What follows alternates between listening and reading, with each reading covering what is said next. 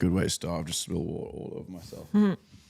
As a 31-year-old, I cannot go a day without spilling things on myself now. Oh, I'm the same. I don't know why I'm so clumsy. That's why I always have to wear black clothes. Yeah. We're both I know. green I know. today. But look, like there's black here. And then when I help the team unload and stuff, like it always gets so dirty and then it just stains. So Black's the way forward. Oh, yeah. Yeah. You've got oil stains everywhere. yeah. How did you get into cars? What was the original? Oh my gosh, the story is so long actually. So I didn't come from liking cars as a kid. I actually was in university studying psychology. Well, first I was studying neuroscience, but that was a little bit too Wow. hard for me. I bet that's a bit hard for anyone. Yeah, What were you studying neuroscience for? What was the... my dad was really into AI. So he's like, this is going to be the next big thing. I mean, he's not wrong. But yeah, so I went into neuroscience and cognitive science for 3 years and then switched over to psychology. Wow. Yeah, but I felt really lost at the time because there was nothing I really, really enjoyed doing. Mm-hmm. So I looked into things that I normally wouldn't do. And my mom actually introduced me to a Japanese company that was actually a tuning company. Do you know Okay. HKS? I don't... You're going to be teaching me a lot Yeah. today about the car industry. Oh, I came really? from sim racing, and that's kind of like where my entry into racing got. So I knew a lot about Formula One, and then Yeah. I jumped out to like traditional gaming again. Have you ever played Gran Turismo? Yes. I Oh, know okay. Gran Well, they Turismo have very well. HKS cars in there. Okay. It's like this green and pink oil color livery car usually. Okay. But yeah, so HKS is a tuning company, a Japanese tuning company, pretty big one. And they needed someone who understood Japanese working there. And they needed someone who understood marketing. And I was doing actually some social media management for some Twitch streamers. Okay. Yeah. Who are you doing it for? Any big notable ones that we would know? I don't know if I should say because I don't think they would like that. But Japan is really far behind on marketing side of things. I don't know if it stems from like the culture of like their products just being so good. They don't feel like they have to push it like in the marketing sense. I don't know. That makes sense. They're 'cause- behind on social media marketing as well right now. So the tuning shop was looking for someone who could do that kind of thing. And so I started making graphics for them. And then we went to SEMA together. And that was my first experience in the car industry. And SEMA is just so... It was really fun. This was back in 2018. There's just like so many people in the industry that are really passionate about what they do. And it was kind of like my first time being in that environment. So, and we had to prepare our, the HKS demo car for the car show. So I went to a shop called Evasive Motorsport, and then seeing people build the car, getting it wrapped, and then bringing it to the show, and then seeing the show where there's just so many different types of modified cars, and then so many people that are really into cars. That's what got me hooked. Right. 'Cause Like I was the like- designs of them and the... Okay. Yeah. It was really interesting to me because I couldn't find something I really loved at that time. So seeing like other people really into something made me feel kind of like more excited about it. And then within a couple months of working there, they took me to Tokyo Auto Salon. Do you know? No. It's another huge modified show. I learned a lot more about cars. And then because I was doing marketing for them, I was also helping with their website. I needed to learn about all of the tuning parts and all of the functions and all of the applications, everything. I had to study a lot. So that's where my love for cars began. But I had really bad driving anxiety on the street, Okay. which is really strange saying that now. But the HKS had a demo car, a supercharged GR86. No, not GR86, GT86. Okay. Or the type- Siren what FRS. type- Oh, that's Toyota. Yeah, Toyota. Yeah, I actually do know that car. Yeah. They look sick. Yeah. They're not that expensive either. Oh, no. Yeah. It's like a perfect get into cars kind of car. But so that car they had as a demo car because they were doing R&D. And when they do R&D, they would go to the circuit. Mm-hmm. And they had extra time at the circuit at the end. So I tried driving with the Siren FRS on the circuit. And I just really loved it. like all of that anxiety was like liberated. It didn't feel like anything on the street. But you had a driver's license and everything. You'd driven on the street before. You just couldn't, like, mentally there was a block there giving you anxiety of the street driving. And the circuit just kind of freed it up. Yeah. That's amazing. No wonder you fell in love with it then. I can almost see like the music playing as if you get in the car and you're like, wait a minute, this is all gone. Yeah. Did that help you back on the actual road after that? Or is that still something that you're not as comfortable with? It did, because especially on the circuit, you have to be very aware of a lot of things, including like the flagging towers and cars behind you, cars in front of you and stuff. So you're checking a lot more and very aware of your surroundings. So I think it helped me feel more confident. Yeah. What do you think it was that gave you anxiety whilst driving on the road? I just have anxiety like existing. So I feel like it's not just related to driving, but like a lot of things. Yeah. It's like, what if I don't notice something, or, you know, like injure someone or something? I don't know. No, I feel you.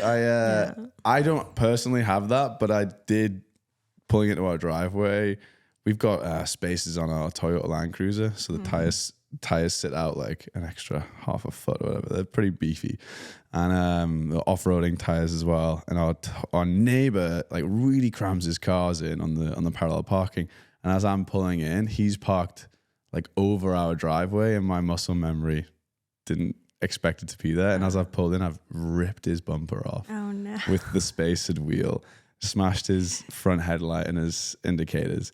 And now I'm like really conscious when I'm driving. Like I can understand a blip of what that anxiety must be like now, because I'm like, shit, I'm going to hit everything now. I did fix the car. I ordered all the parts. It was the first time ever I've kind of gone and done that. Ordered all the parts for him, and the two of us fixed it together. It's quite a nice little bonding session, actually. But yeah, ever since then, I've been a little bit more weary when I drive. I think if you come from a tuning car and you start learning a tuning car, then you're a lot better when you go back to normal cars, because with the FRS, that's how I learned manual. So I'd have to practice at night when nobody was in the parking lot with the demo car, and it was so low. I was so worried about scraping it. So you have to be really careful. Define what a tuning car is for the people listening. A tuning car is where someone takes a regular car, I guess, and then they take aftermarket parts that other companies make and like kind of modify their car. Okay. Yeah. And is there a limit? So for example, the Toyota Land Cruiser, by adding spaces to it, does that mean I'm driving a tuning car? Yeah, you could say that. Yeah. Probably wouldn't get much credibility though.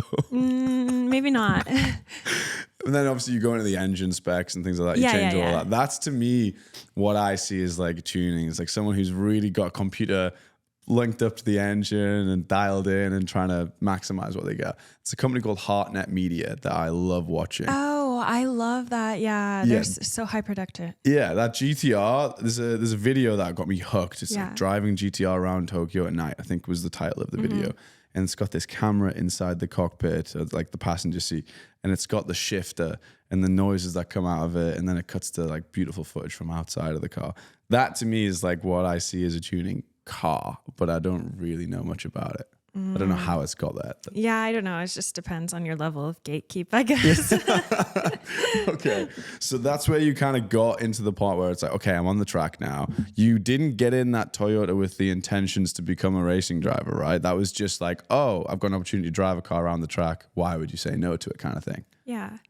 I think racing driver, from like someone who doesn't know anything about cars, is just like such a far, I don't know, image or like goal, a dream. It's a stretch. So I wasn't thinking about being a racing driver at all, because I thought, oh, these people, you know, they're raised from 4 years old in a go-kart. That's how you can be that's the only way you can be a racing driver. That's what I thought. So what changed that for you? What was the moment where you're like, okay, maybe I can be a racing driver? So I had a few friends in the industry that were drivers that I met at track days who I'd always be asking advice driving. And then one of them, actually, this girl that I really look up to, her name's Samantha Tan. Do you know? I know Sam. Yeah. I love her. I was at Indianapolis not too long ago for the final race of the season, which unfortunately didn't go to plan. Her car had an electrical failure. Yeah. That sucked. But doesn't take anything away from how sick their season's been. I know Neil relatively well as well. Oh, We'll okay. see Neil on the track cool. and say hi. Yeah, we worked with him at Veloce once upon a time, which we might get into, we might not. But yeah, Sam's awesome. So you were getting a lot of advice from Sam. Yeah, so we used to go karting together, and then we'd go to some track days together, and I just kind of like asked her, after, this was maybe like 3 years of driving on the circuit, I took it pretty seriously because I wanted to get good. So I asked people to look at my data and then like kind of like analyze my driving. And I had a lot of trouble in the beginning because I would kind of like go too ham and spin, and I didn't have good car control back then. So I like really worked on my car control in the beginning. And then once I felt a little bit more comfortable, I started asking Sam and some other people, how do I get my racing license? But I think what I always tell people when they ask me, how do I become a racing driver? There's no one path to doing it. Everyone's path is kind of like customized to the people they know, what they have access to, like what kind of things they can market about themselves. Yeah.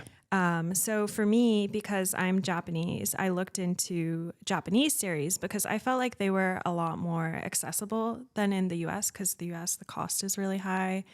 And like you could do Skip Barber, but I don't know, it's maybe expensive or inaccessible for some people. There's like NASA, but you have to run a few races and build your own car or rent a car, and maybe too expensive for some people. It's very expensive. Yeah. The 3 barriers I see for someone who's like me, even if I wanted to get into racing, the 3 barriers would be the ability. You got to get fucking good. You got to get that exposure, which I think a lot of that comes from seat time, karting, sims, and the world's opening up so you can get that. Funding, I wouldn't even know where I'd start because I have no social following right now. If I said I'm going to get into it but I have no money, I wouldn't even know where to find that. And then finally, it's the exposure and opportunity. So you have to know the right people. If you're very fortunate to be able to know other racing drivers who can give you that path, great. If you don't, where the fuck do you start? Yeah, it's difficult. I think especially with the funding thing, it ties into who you know as well. Because if you know like people that are doing adjacent businesses and connect them, you can take like a percentage of that business deal or whatever. And that could be like part of, I don't know, the sponsorship for your race car. So it can get very creative. It's a lot more than just like putting a sticker on a car. And I know it's probably like a good time to mention Una. You and I both mutually know Una, and that's how this kind of came together. I met Una randomly at a Rise and Shine here at Race Service, and she just came and plonked herself down on the sofa while I was in a meeting. Yeah. Which was, I was like, okay, you're cool. I'll have this conversation. I left Evan to have the meeting, but it sparked like a really cool friendship. And she is an insane person to know. Like, she's got an amazing story, which I'm sure you know, which I think we might do a podcast at some point with her, yes, please, if she's willing. Does she help a lot with it right now? How do you and Una know each other, and how long has she been part of the team as such? I've known Una for maybe 7 years because we actually were in more of like the gaming industry. We both played a lot of League of Legends. What position did you play? So I played jungle. Same. I was at Evelyn one trick. Okay. Like only Evelyn. I was Pantheon for a little while, but Nocturne was my one trick for so long. There was a time where he was like really obnoxious. It was his R. His ult was insane. Yeah. Is it ultimate? Because I play a lot of Val now as well. Yeah. His R was crazy. I used to love ganking with that. Yeah. But sorry, go on. So you played jungle. That's sick. I played that from middle school all the way until university. And then, I played Valorant as well. But Una, so we met in the gaming space, and then we got along really well. And I didn't realize that she was doing, like, working as an agent manager, talent manager. But recently, last year, since I needed to find more funding for the racing, she helped pitch me for some like production day. And then from there, she's like, oh, what if I do this full time? And I was like, yes, please. Love that. Yeah, it's really nice to work with someone that you trust a lot and that understands you. So you're not doing anything that's not aligned with you and your brand. That makes sense. And I can sense that relationship. Obviously, I've spent very little time with the two of you guys together. But even yesterday and this morning, I can sense there's a very good relationship between you guys. And that's so important.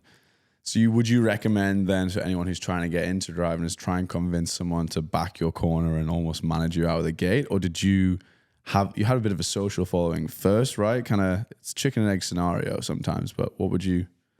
It's kind of hard. The social following, I think, is important if you want to find sponsorship that way, which I think if you're racing in America, that's really important.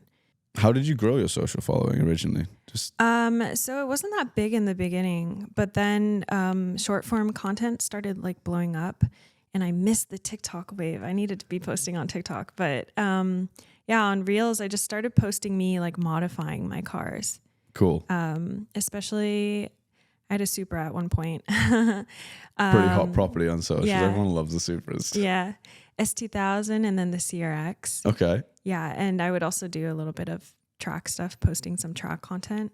But it really started to grow a lot since last year, where after I moved to Japan, I started posting about Japanese motorsport and then my own journey becoming a race car driver. And that's when it just took off. Sick. So it's a good way to come back, because I'm really interested to hear more about what you were saying about the Japanese series. You know, the fact that you made that choice from a financial point of view as well to go there, and you're half Japanese, half American. Is that correct? Yeah. Yeah. So it's a nice way to go back to your roots. And also, Japan seems like such a sick place. I've never been, but everyone that I'm meeting here in LA, they're all going over to Japan for holidays. So you seem to have like the best of both worlds, where you get to live both lives.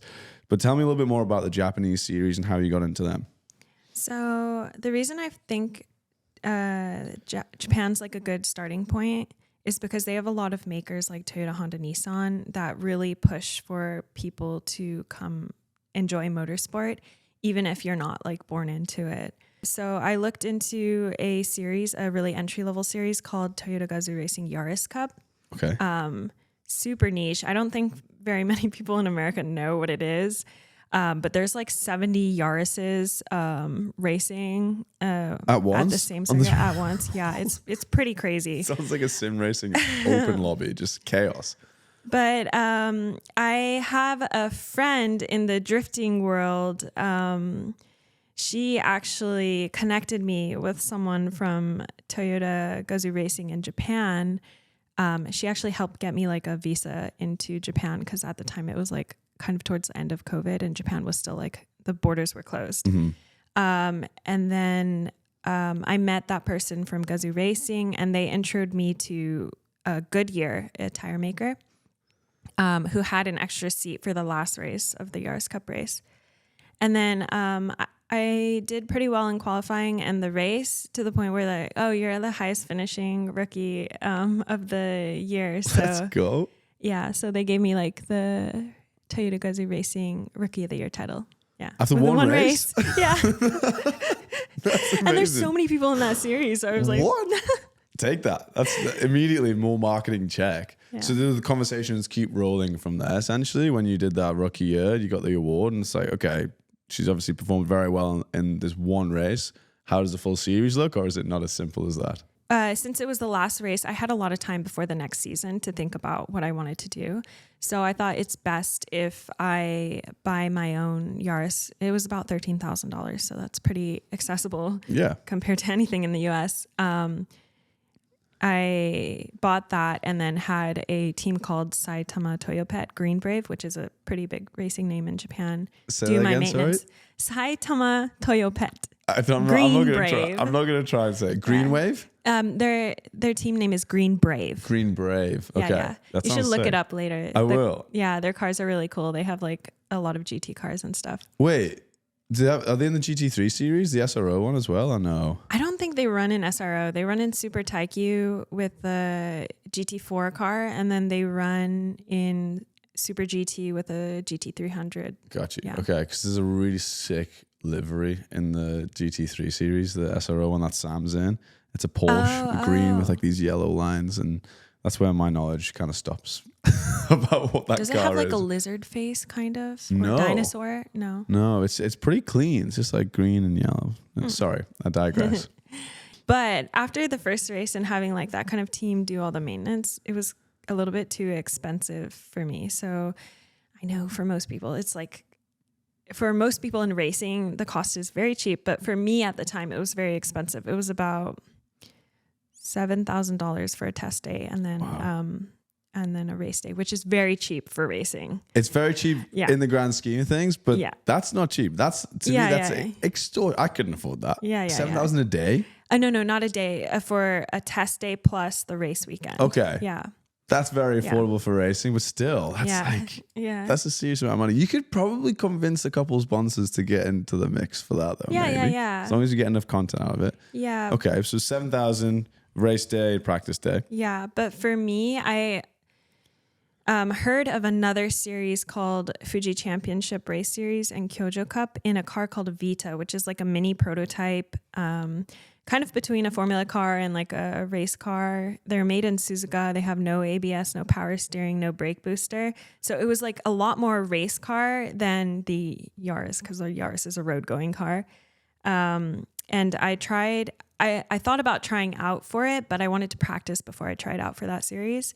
And on my practice day, the team that was renting the Vita to me was taking a GoPro video of my onboard, and then they sent it to a team that was looking for a driver without my knowledge. Yeah. And then that team contacted me and they're like, hey, don't go to the audition. Like, come drive for us. Oh my God. And then how did that feel? And that was amazing because the audition day got snowed out and moved. So I couldn't even go anyway. Yeah. That's amazing. Yeah. That's so sick. The power of content. It's crazy. It always comes back. Content's king, no matter what you're doing. And then what happened after that?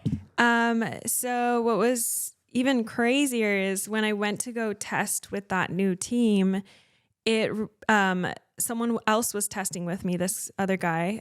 He, on the first corner of the Fuji straight, it's like almost 1 kilo straight. It was pouring rain, and then I guess he locked up and like hit something. So I didn't get a chance to drive. But it was a good thing because the team also had a Formula 4 car. And even though it was pouring rain, the Formula 4 driver like stopped driving because it was too dangerous. But the team owner is like, hey, you want to drive a Formula 4 car? And I was like, yes. So first time in a single seater? I mean, the other thing is a single seater too. But okay. Yeah, it's first time in a Formula car. That was on February 13th. And because like, I never thought I would be able to drive a Formula car in my life. Like, I just thought that's like, that life is not made for me. I made my racing number 213 for February 13th, the first day that I drove a Formula car. That's amazing. Yeah. That's a sick story, and it's still 213 to this day. Yeah, it's still 213. Yeah, so I got into the Formula 4 car. Obviously, it was very difficult because of the pouring rain, but like they were surprised that like when I came around, like on the straight, just like full throttle, everybody was watching. Even Hideki Muto, he's like a ex-Indy driver, a driver for Honda in Japan. He was the advisor, but they were all just watching me like, what is wrong with her? She's just going full send. Yeah, she's crazy. They thought I was crazy. That's good that you need that, right? How did that feel? Can you remember the feeling of driving that car for the first time? I know it's in the rain, so you maybe couldn't go full beans, but... Oh, I was so excited and happy and everything. Like, I was just like overwhelming joy inside of me. I have no sense of fear, by the way, which is weird because I have driving anxiety, but like on the circuit, I just go too hard. That's great though. Does that ever go pretty negative? Tell me about it. Yeah, it does. So I can talk about this now because I think if I shared it too much when it was happening, I would get that kind of like negative feedback, like, oh, you're like doing poorly because you're a woman or whatever, you know? But now because my results are a lot better this year, like I'm doing pretty well this year. Last year, my very first race with the Vita, was in the pouring rain, and on the first lap, someone spun out and I hit them. Fuck. And then there was a race right after. On the first lap, I locked up and I hit the car in front. So I was like, oh, I wasn't used to brakes like no ABS because I didn't come from karting. So for me, that was like really difficult to grasp in the pouring rain. Yeah, Japan rains too much. But you just raced through it. Do they just like, because in the UK I they seem to cancel a lot. Oh yeah. Oh, you race through the rain. Yeah. In Japan they do. Yeah. That's why they're good at driving in the rain. What's that feel like because because I know you had a lot of success and you're a very good driver and I love the know for you, but I've always wondered, you know, what that feeling of retiring out of a race from, because you build up so much, you train so much in the interim. There's a team kind of relying on it. There's a lot of pressure on that. What does that actually feel like? I was so shocked. I couldn't believe it. Like I couldn't even feel like anything. I was just so shocked. Like, did this really just happen kind of feeling? But I think the first year of racing was really difficult for me because especially like my first experience was so negative that I just thought like, oh, maybe this is not something I could do. Maybe it's like too difficult for me because everyone around me obviously like, you know, came from karting. Some people doing formula cars for like over 10 years. So yeah, I just thought maybe like I can't do this, but I just kept trying because I love driving. Yeah. Okay. That was gonna be my next question. Like, how did you get past that feeling? If that's what's going on in your mind, what was it that kind of kicked you into gear? No pun intended. Every time you got back in the car. Obviously, like I don't want to be bad. I always want to get better, especially with driving. So I just continued to practice sim and in real life. The sim helps a lot. But yeah, it was just me practicing, but also me telling myself I was bad. And in Japan, the culture is a little different. They're all telling me I'm bad. Like, you're shit. You're so bad. Like, you should quit. I know it's weird. Who's saying this? My team. No. Yeah. What? Yeah, it's very different over there. Yeah. So my first year, I was like in a slump. I bet. Yeah. If your own team's telling you're bad. My coach too. Wow. Yeah. That's actually amazed me. I can't believe that. It's like no kind of support. So who was the person telling you that you're not bad? Who was the person telling you, or was it just has to come from internally? I mean, it didn't come from internally because I had such a negative view of my own driving, but there was actually one person, shout out. His name is Jaden Conright. He's an IMSA driver in the US, and I met him at a track day in California before I started racing. And he was always the one helping look at my data and stuff like that. But yeah, he just told me like all of the things that I need to be thinking about to improve. Because I think when he first started racing as well, he did Formula 4 Italy. He said that it was like an awful year. He just wanted to quit. So I think it's kind of like a universal experience for people going into racing for the first time. Because you just think you're amazing at first, and then you're hit with reality. I think you've got to though. I think that's the mentality of a driver. Like you've got to expect to win, and you've got to go in and be like, I can win this. Yeah. And then when you don't, it must be crushing, obviously. But then it's just get back on the horse, and it's good to hear that you had at least that one person who was backing you, and less of like, oh, I think you're going to win as well. It's more like, right, let's work on this together and help. And I think that's so important in any endeavor, that you need that one person who physically just says, yeah, I'm with you, win, lose, whatever. Because that must be so, I can't even imagine what it's like to be turning up to the team. Gosh. Yeah. To the team telling you to quit? Yeah, they think like, oh, like if you can't do this, you should just quit now, you know, or stuff like that. Wow. Yeah. And why really is hard. That? I know it's probably a deep-rooted culture thing, but I think it's like a tough love kind of thing. Right. Like they want you to work past hearing those things to improve. Okay. Yeah. So they don't actually mean it. It's like this well, is they mean it, but they're like, you need to get over it to get better. Right. Yeah. Okay. And are you still with the same team now? I actually switched teams recently. But I think I kind of a little bit needed that reality check the first year. But after switching teams, they're a little bit more relaxed. I think it's because they're a little bit less experienced in racing as well. So the environment is very uplifting and positive, which is also nice because with this new team, my results actually kind of like it suddenly went up because last year I was around like 11th out of 30th. This year, the last race, I was 4th out of 31 cars, and I took the fastest lap as well. Let's go. Yeah. I love that. And that's the thing. It's like you put the effort in, you put the time in, you put the grind in, you're going to get better. And that's what it is, you know? It's no one's going to start at number one. You're going to start your first race retiring, and that's how it goes. Tell me about the sim. You mentioned that a little bit. How important is the sim in modern day racing? So I think for some people, sim is really important. For other people, not so much. For me, it definitely is because I still a little bit of a reactive driver. So I react to like the feeling of grip and everything. Whereas if you do sim, it makes you more of a proactive driver where you have to like really plan ahead about your inputs. And it helps train this mentality to really think about your driving. Like, oh, my exit was too much like this the last lap. So this time I want my exit to be more like this lap. So that means I need to fix this in my braking, or I need to fix this in my turning in. For that corner. And then you have to think about that for every single corner. Yeah. And then it's just like get the rinse and repeat, and the amount of exposure you get instead of having to pay thousands for a practice. It's like, okay, we can do it for free, arguably, once you've bought the sim as much as you want. And how much time do you spend on the sim pre-race, would you say? I try about 6 to 7 hours a day for like a week, straight a week leading up to the race. I want to do more regularly, but obviously I'm part content creator, so I have a lot of events I have to go to and lots of traveling. I try to like not do anything before the race though, because I really want to like get into that rhythm. Yeah.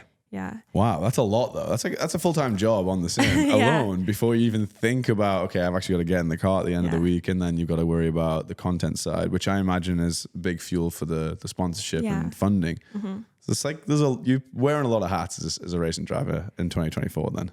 Yeah, but I think it's kind of like working out for my own like custom path. It's been really nice because there's not many other automotive content creators in Japan that are racing. So if there's like some sort of opportunity, like for example, for the promotion of F1 Suzuka, like, oh, I get to do that opportunity. Then I get to meet more people in the industry. Yeah. And it just keeps growing, compound interest, and then you build the team around you and stuff. That's amazing. I know as you're talking about different opportunities, we lightly touched on the helmet designs. That's exciting. That's something that, you know, could be new to you coming soon. You know, if you do start doing that, we've got Nico out there who designs Daniel Ricciardo's helmets and a bunch of others. But tell me why the helmet design is such a big thing in racing. I think it's because you get to put a little bit of your own like personal touch and style into the visuals of, you know, because usually your suit and your livery is like fully determined by the team. So I think the helmet is like something the driver can kind of choose. And I actually haven't had my own designed helmet yet. I've been borrowing a helmet from another driver for over a year now because I couldn't afford a painted helmet. It's very expensive.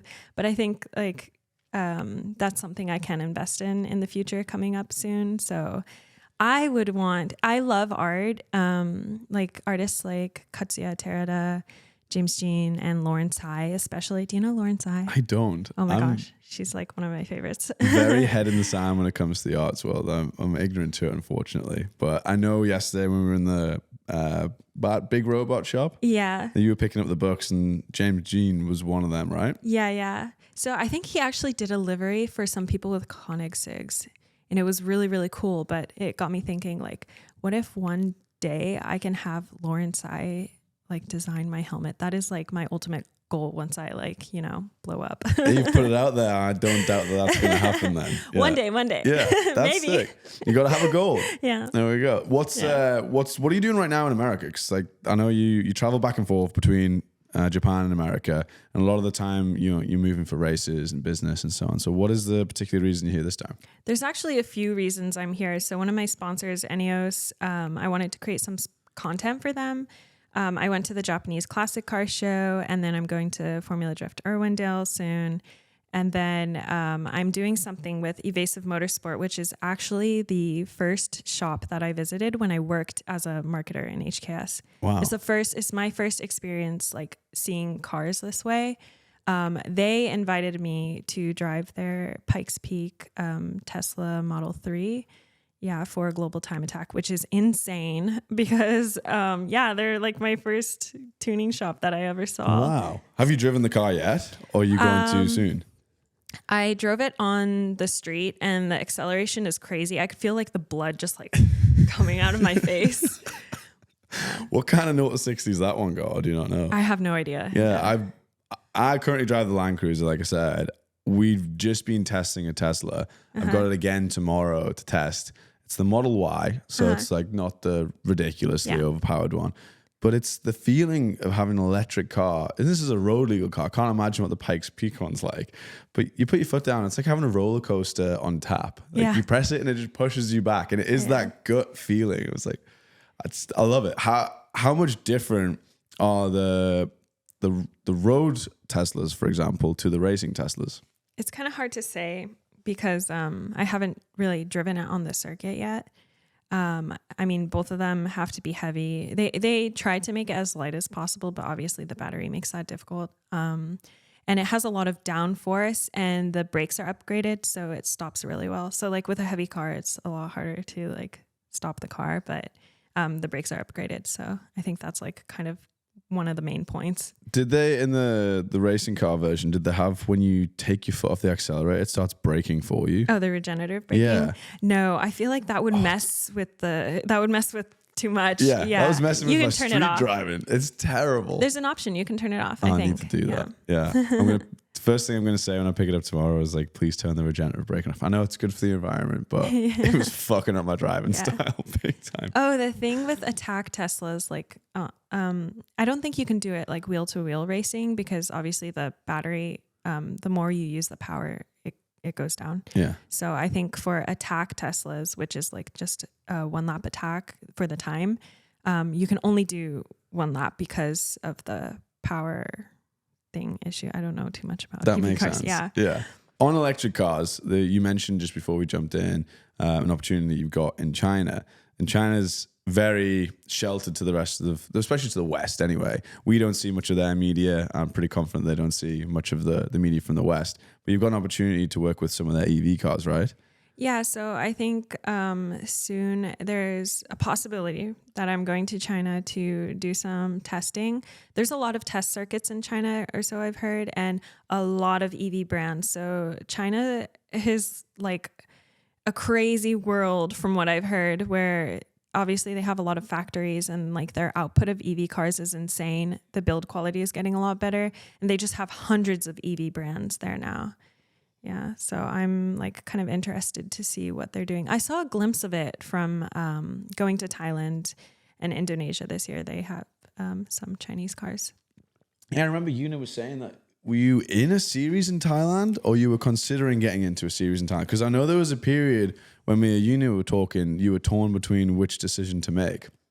I went straight from Formula 8 Portland for an activation to Thailand Bangseng Grand Prix for an activation, but the team there was asking me if I was going to drive like this Honda car on the straight Bangseng Grand Prix circuit.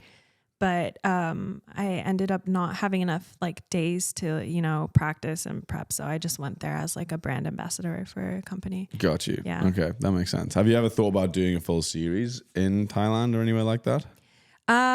It's kind of hard in Asia because Japan, the level is the highest in Asia. So thinking from the viewpoint that I want to develop myself as a driver, I think Japan is the best for Asia. Right. If not, I do consider Europe. The cost is higher than Japan, but I feel like they just have a different mentality over there. When it comes to wheel-to-wheel racing, they're very aggressive. Yeah. Yeah. I've been to a bunch of SRO races. I was very fortunate for a while, and we did the Spa 24 hours. Mm-hmm. That was insane. Oh, that's so cool. That was like one of the coolest experiences of my life, let alone in the racing kind of side of things. Mm-hmm. Like the way that the lights come on at night, they've got the neons on it, which I've always been a sucker for neon lights underneath a car, like ripping up Eau Rouge, going through the bend. It was just such a cool experience to feel that power. And you're right, like they're bashing each other in that series, and they're very aggressive, got the elbows out, but that makes for fun racing. And there's always crashes. Luckily, it very rarely turns into injury, but yeah, that's the best thing about racing for me. And I know that sounds like a childish way to look at it, but I just love when cars are fucking going at each other. So you like NASCAR? Yes. Yeah. But you won't like Japan then, because we have this thing where you have to have manners. So any sort of touching is so bad. And in my last race, because I'm a little bit aggressive, I was told by another driver, like, you have no morals, you have no manners, like you're not leaving enough space, or like you're like, pushing me before the braking, which is normal. Obviously I got no penalty because it's just racing, but people love to respect manners there. And I think that's why recently I do some content stuff with the FIA. So I asked some people there about what they thought about Japanese drivers. And they said like, oh, for example, when Kamui Kobayashi, ex F1 Japanese driver, went to Europe, they all have this habit where they just dive bomb and then they carry like really slow entry speed instead of just, slowing down more and then coming in faster. And I think it's because that's just like how they feel like they can pass each other. Like, just full aggressive dive bomb. Yeah, that's the fact that you said in Japan they have manners on the track. Yeah, that's the most Japanese thing I've ever heard. Oh my gosh, it's so silly. Like you see in Spec Miata or whatever, like they're bump drafting on the straight. We can't do that. Actually, we were told like, oh, don't like come out too fast because that could be dangerous. So like make the steering wheel like cut it slowly. I'm like it's so silly. So you think your driving style is more fitted to Europe? Is that what you're saying? Or? I don't know if I'm like developed enough to say I have a driving style. I don't know. Like I'm not like pro level yet, but I think I'm very moldable. But yeah, I think I would love to see, European racing to learn more of that kind of thing. That's exciting. Yeah. So what's the plan for, where are we at in the season right now for you? We're near the end and we're at the point where people are starting to think about next year. Okay. Yeah. And what are your thoughts about next year? What are your plans? Oh gosh. I mean, like obviously I can't say these things yet because yeah. But I have a choice to stay in Japan backed by a really big team that would be really good for my future. Or because they're a really big team, it's something that like if I make a mistake, I just get cut. Right. Or I have the chance to go to Europe and run prototype cars. So wow. That's like so difficult for me because like one may be better for branding, but I don't know about like development. It's going to be a Formula 4 hybrid car versus like running prototype cars in Europe. That's so have you tried the toss a coin method? Oh no, I'm not doing that. No, not with my career.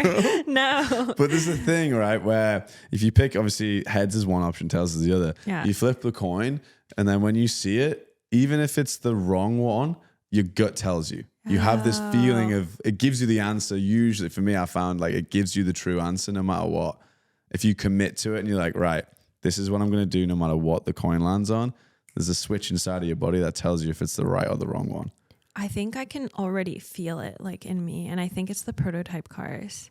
But I don't know if that is like... That must be so daunting though, because it's a huge decision because it can change the trajectory of your career. Yeah, exactly. My limited experience with racing and what I know, like you look at Daniel Ricciardo heading over to Renault, you could argue that was like a coin flip moment where if he didn't do that, maybe it could have went better, could have went worse. And it's impossible to know, and you never will know the path you didn't take.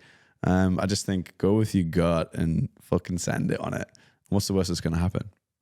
It's not going to ruin your career. What is that Fast and Furious quote? Like, life is simple. You make choices and don't look back, you know? There you go. Speaking of Fast and Furious, you're pretty good mates with Han, right? Oh, you know Han? Yeah. He's very involved in the car community, which is super cool to see from an actor. I wrote his name now because I'm telling you. It's Sung Kang, right? Yeah, Sung Kang. Yeah, he seems like he is the same guy in real life that he is in Tokyo Drift. Yeah, actually. Yeah. That's so cool. He's pretty chill, but he has his silly moments. How did you meet him? I think we were doing a PSA for the Orange County for no street racing. And then from there, I've just seen him like in Tokyo or at events. I last time I saw him was Formula E Portland. Mm-hmm. Yeah. Does he coach people like he does? Is he like going out there giving people tips how to drift? I don't know if he's really into driving, but he loves cars. And he really respects cars. He's very chill and like down to earth. Yeah. That's a film series that I'm overdue to watch. I think they got ridiculous when they started going to space and all sorts of wild stuff. But the originals, and then the Too Fast, Too Furious was like one of the first VHSs I ever owned. Used to watch that on repeat. And then Tokyo Drift is undefeated. That's such a sick film. And I haven't watched it in years, so I'm going to have to revisit that. I've actually only seen the first one and the third one. Really? You Yeah, haven't so seen Too Tokyo Fast, Drift Too and the Furious? first, no. Check that one out. That's a pretty good one. And then after that, I did kind of lose interest a little bit because I felt like it was the same rinse and repeat. Oh, yeah. I know we discussed the same stuff. This ultimately is a podcast where we bring on people who are in or adjacent to the gaming industry. Sim racing is a big element of that. But talk to me about a little bit more about your gaming. Did you stream on Twitch at one point? A little bit. It's streaming it was really difficult for me. Okay. I don't know why. It's because like I have performance anxiety or something. I don't know. But I think, yeah, I tried it a little bit. I wasn't very good at it and I didn't enjoy it too much. So, Do you ever think about the ability to live stream the races, and then it's not you performing, it's not you having to talk to the camera, it's just in the car with you and people can live stream and see and be on board with you the whole time? Oh, actually, yeah. When I think about, streaming, I did do some of that. So I did a track day. That was actually so fun. I think I like IRL live streaming, especially when it comes to car stuff. The gaming streaming was kind of like difficult for me, but I also did with Samantha Tan. I helped her live stream at Sonoma Raceway one time. Yeah, super fun. Well, was that quite recently, or was that? I was at Sonoma a couple months back. It was like 2 or 3 years ago. Yeah. That's a cool way to get into it. I know live streaming and Twitch stereotypically skew gaming, and that's what you think comes with it. Yeah. But the IRL stuff's on the rise. And I appreciate what you're saying, where it's like that ability to go live and sit and entertain just by chatting. It's a very daunting thing. It's not for everybody. But if you can go and do your thing and the ability to just get in the car and allow, yourself in the car, do all the work, people sitting back watching that will love it. Yeah. And I also think SRO is a great series that do this. They have a live stream all the time. Ash Vanderlei she streams all of those SRO races, and it gives you a different perspective of it from like a creator's point of view. And I think a lot of series are missing that. And especially if you're saying, Japan are a little bit behind on the marketing, I think that would be a cool thing to see. Actually, I was a commentator for the Super Taikyu series last year, and it did pretty well because we worked with Twitch and it was on the front page and everything. The problem is like even if it's beneficial in Japan, they always have like these weird decision that's maybe not like the best for their marketing, and then they pull back on stuff. So I don't know. It's just so hard to, Politics. I think if I did it as an independent, it could be really fun, but then it's like, oh, how do we get the live, their live the feed? Yeah. That's doable. I think the biggest hurdle is if you can be racing in a series that lets you do that.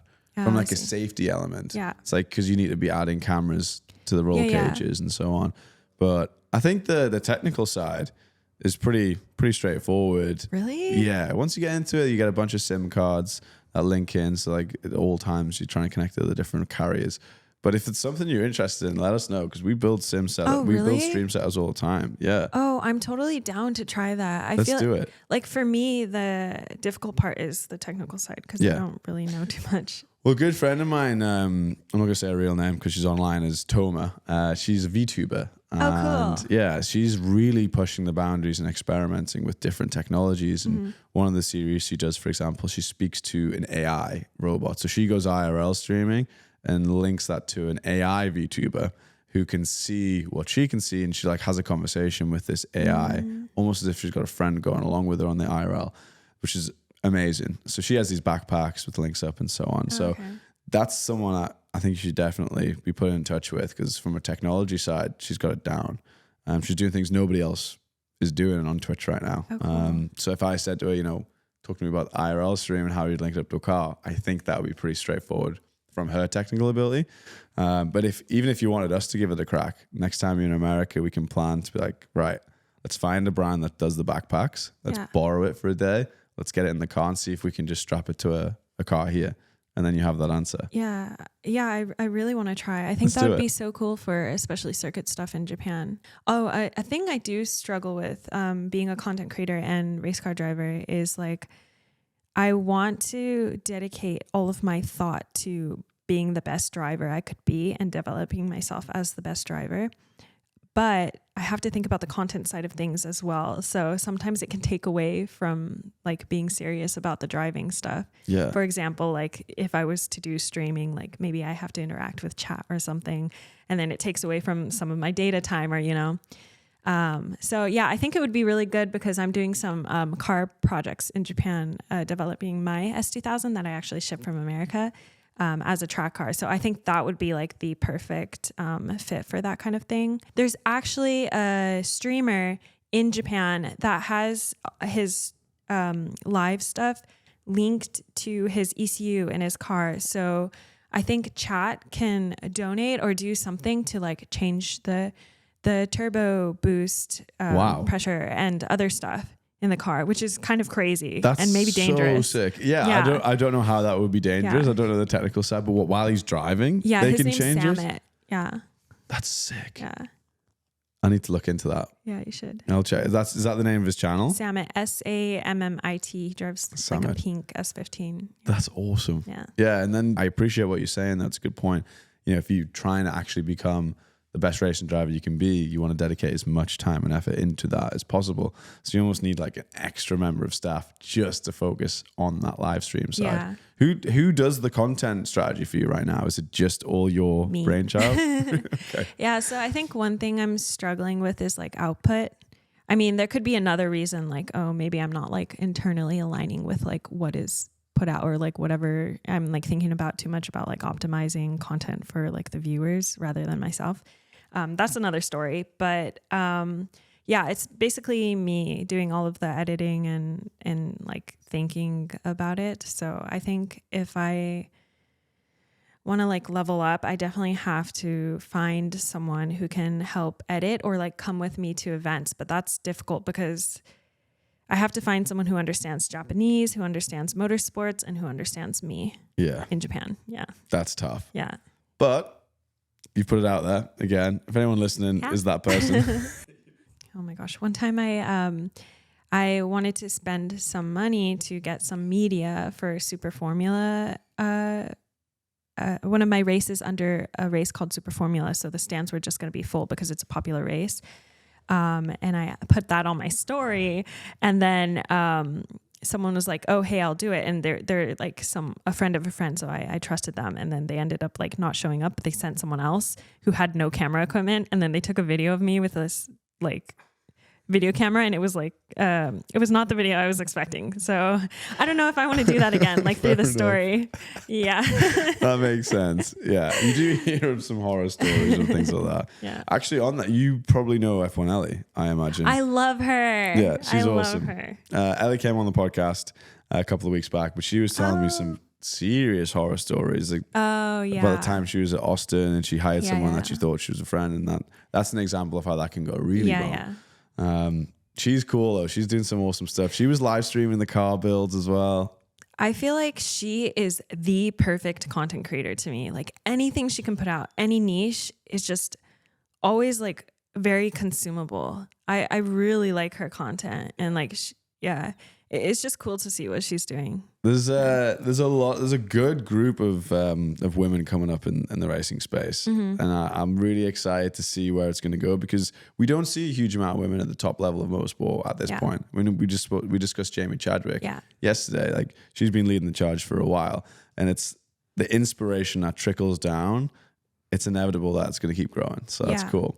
And I like how Ellie specifically takes a different, because she's not trying to be a racing driver. She's done like different series where she's learned to drive and so on. But she's really on the educational.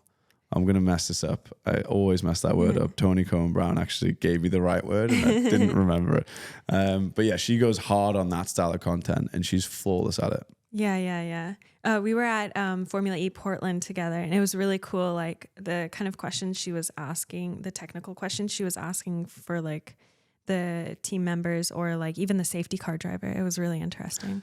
That would be cool to see if, like, I know you're saying that you need someone to go with you to do content. If you could work out a way where you're at the same event that you're driving, Ellie's been paid to go and do some stuff for other sponsors, and it's like, right, you collaborate. I would love and that. Ellie does a video on you. That would be sick. I would love that.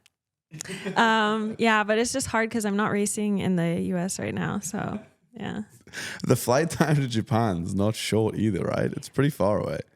I don't think of it as like long anymore because sometimes my travel times are like 30 hours or something like that. But yeah, it's about 11, 12 hour. And how often are you splitting your time between the two? Well, I try to stay in Japan as much as I can to practice racing and driving. But then I like to be in LA because that's where a lot of events and also like activations and stuff are. Yeah. Yeah. And that makes a lot of sense from like the funding side of things and the marketing. Exactly what you said. If Japan's not the best at marketing, but it's got the best entry level and the best way to grow from a driver perspective, coming over to the West to get the activations done, the marketing, the content, then go back to do the driving. That's a really good balance. Yeah. I think that if anyone now asks me what's a good way to get into racing, I'd be like, follow what Hana's been doing. That's a good path. Yeah, it's hard though because I do have things that like were lucky for me that worked out. Like if my mom wasn't Japanese, I wouldn't understand Japanese. So I think like Japan is a country where it's a little bit hard to live if you don't know Japanese, especially in the racing industry. So that's why I say like you really got to customize your path to like your assets. Yeah, that's true. So if you were to be able to give like, I know it's a tough question, like a broad bit of knowledge to someone listening to this, be like, what are the first steps they should be taking if they do truly want to become a racing driver? I think, yeah, you there are steps. Like you can't just be like, how do I become a racing driver? You have to see if you like it first, like go karting or like go out to an outdoor karting track with a like actual racing karts. See if you like that. Maybe practice driving that way. Get as much seat time as possible. Do sim racing. Like really try to understand how to drive, and then like start working on the money side of things. I think the easiest thing now is like obviously like the social media marketing.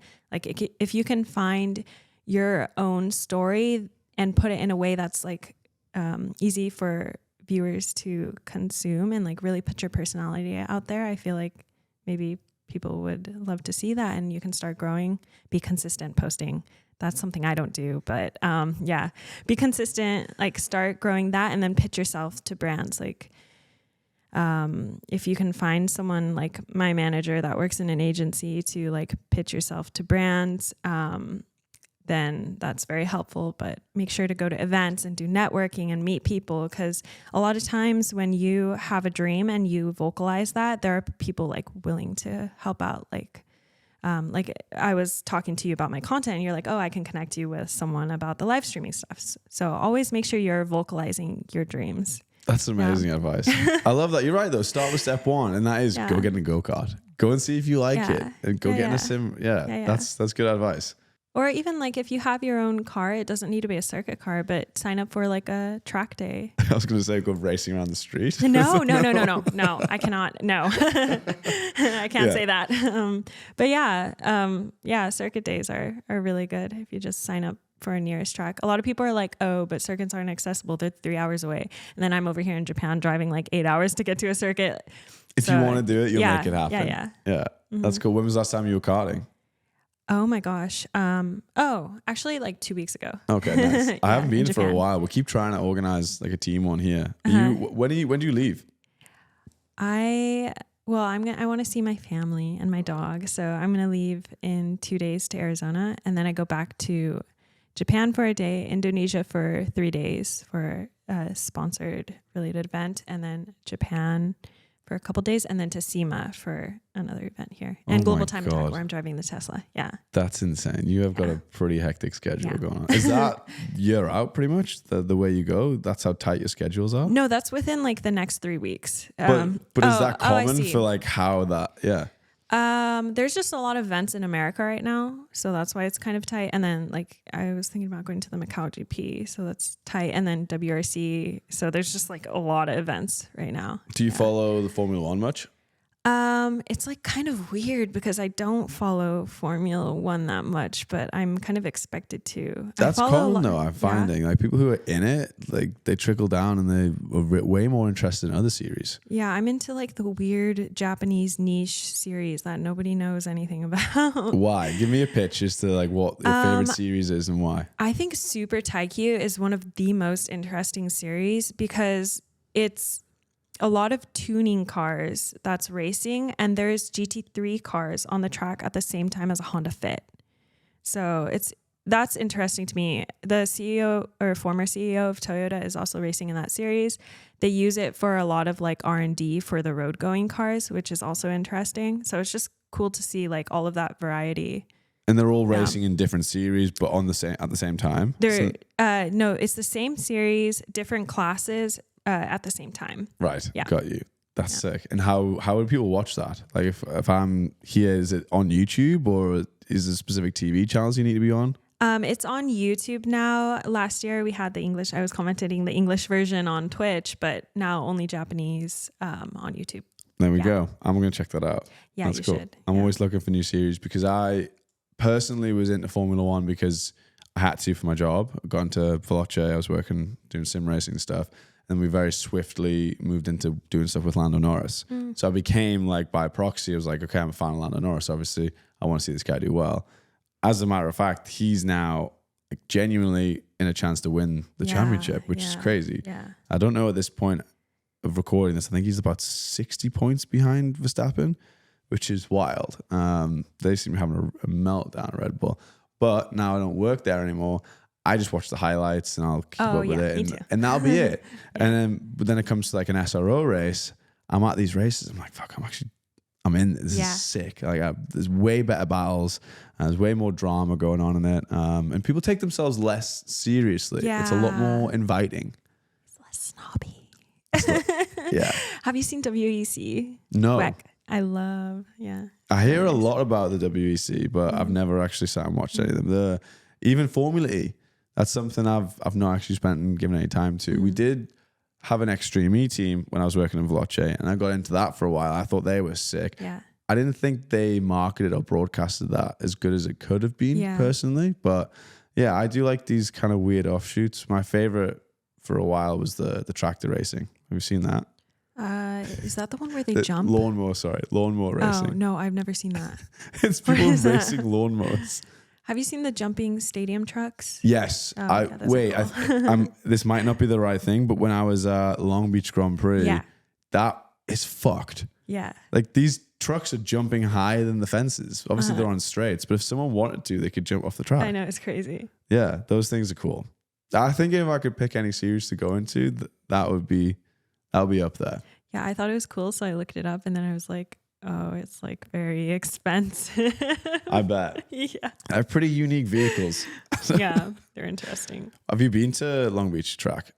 Yeah, I went when they were doing the historic racing cars. They also had global time attack, which was really interesting.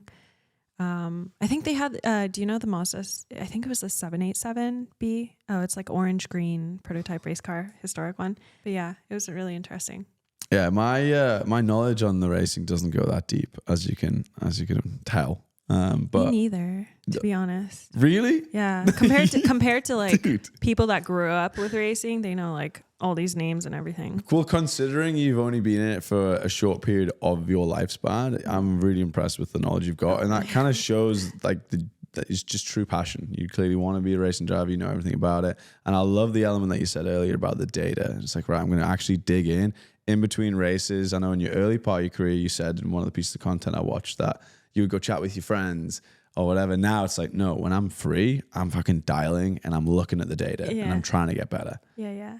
What's the biggest thing that you would say people should be looking at if they're currently maybe started racing and they're looking to improve? What data point did you get over where you're like, that's helped me improve the most? Well, I think it might be a little bit overwhelming if you're looking at data like once you're starting, because there are other things that you should be doing for safety reasons, and then basic things that you could be learning first. But once you get to a point where you can read data, it's really good to have another driver that's faster than you so that you can compare, and then you can see like where your braking is different and like what your brake shape looks like, and like where you're carrying more speed or where they're carrying more speed and stuff like that, you know.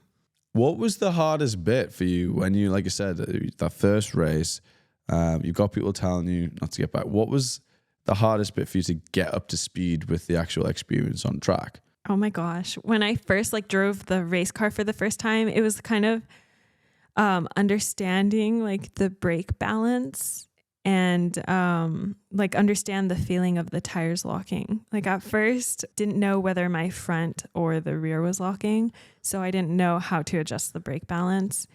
As embarrassing as it is, that was something that I couldn't understand in the beginning. But how would you know if you hadn't done it before? Yeah, I don't even know what you mean by that. So like when you're braking, you've got a tool in your car that you can change the brake balance and give more to the front and the rear. There's a knob. Yeah, there's a knob. And then sometimes like you want like the front to, oh my gosh, it's so hard because I learned everything in Japanese. It's hard to say in English.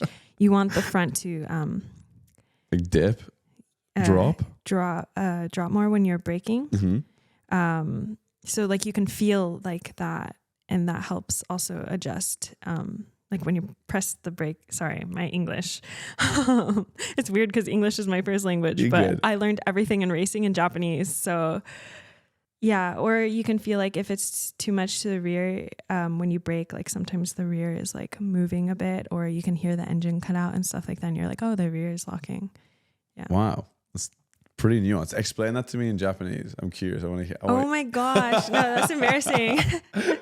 I won't know what you're saying. You could say anything in Japanese and I wouldn't know. You know what's really weird? I had like a complex about speaking Japanese where I felt like too embarrassed to speak Japanese in the beginning to people who understood Japanese and English. So I like kind of hid to speak Japanese.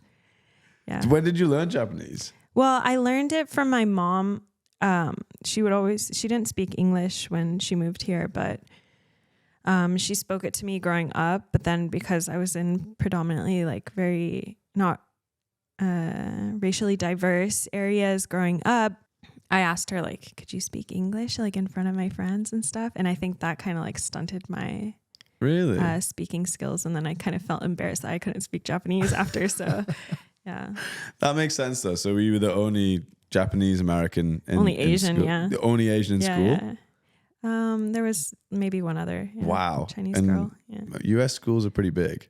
Yeah. There's usually a good few hundred to 1,000 kids I there. grew up in Simi Valley. Do you know where that is? No, I have heard of. Oh no, I do. It's north of Malibu. Yeah. I know exactly where Simi. Yeah. London lives there. Oh, okay. Yeah, I'll have to introduce you guys. She's out there somewhere. But we might get this wrong, so sorry, London. Taiwanese, Thai, and Japanese, I think. Oh, cool.